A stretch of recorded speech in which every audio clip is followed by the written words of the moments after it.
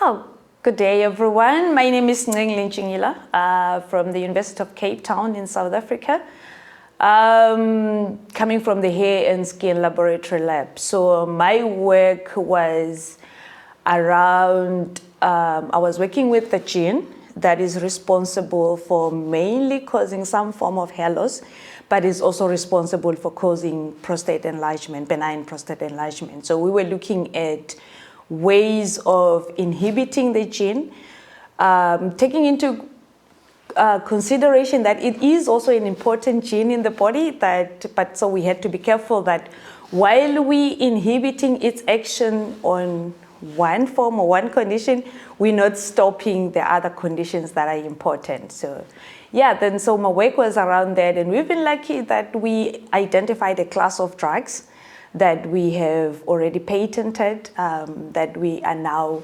moving further into commercialization. Actually, we are on TRL 5 and stuff, so it's quite an exciting project that I'm involved in.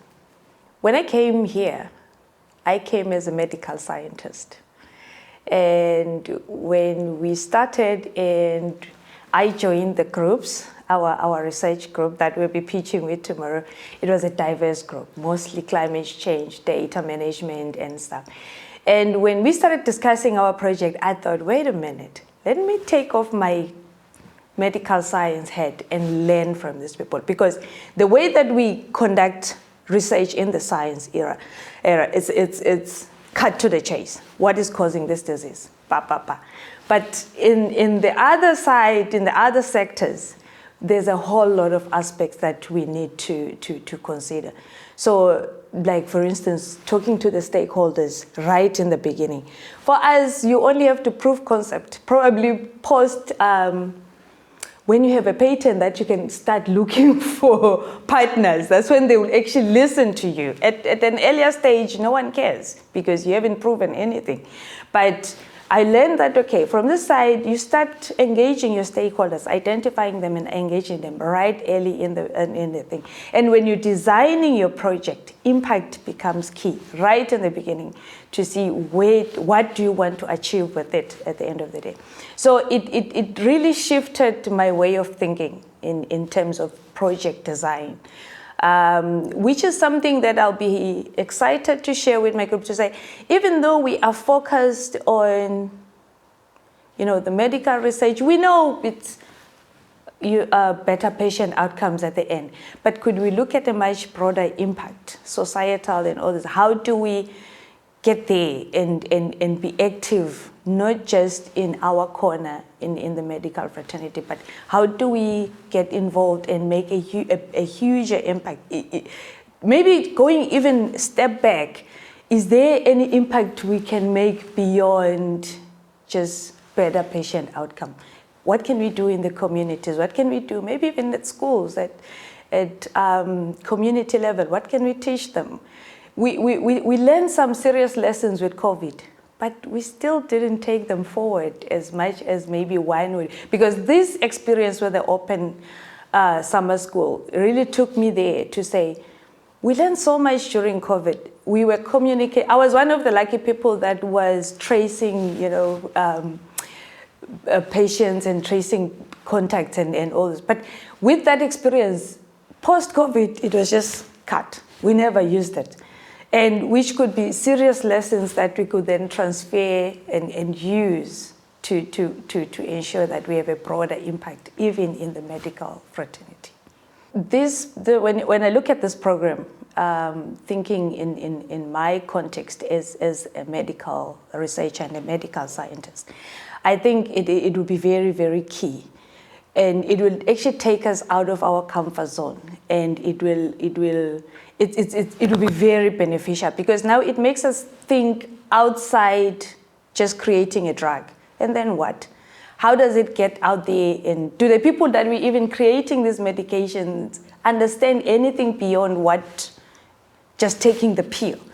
Which is very key and stuff. I think it changes the narrative. It changes, there's a whole lot besides just the impact. The two presentations we had yesterday, where they showed how they then partner with young research, early career researchers to advance their knowledge and how they bridge the gap between experienced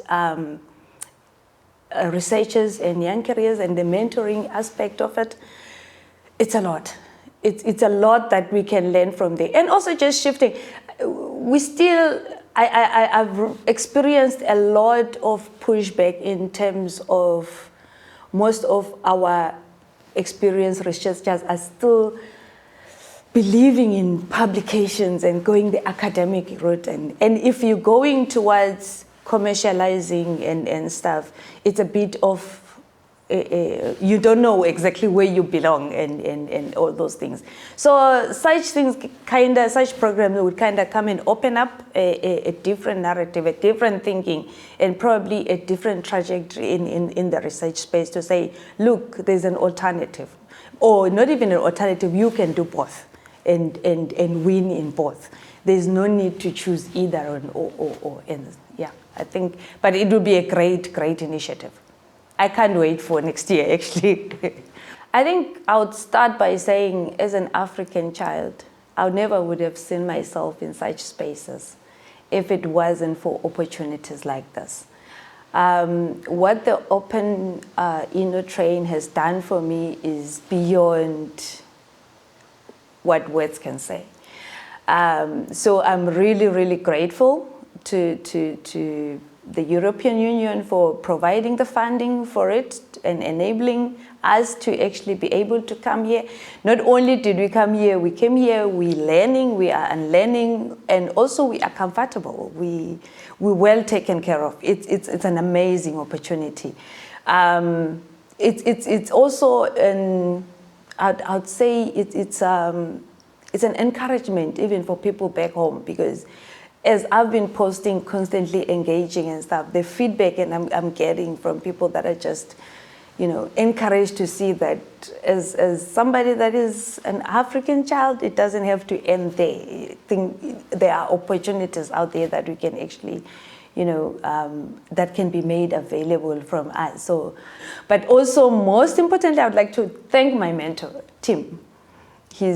Working with him for the past 3 days has been amazing as well. There's a lot I've learned, and probably we might, in fact, not even probably, we're talking collaborations already.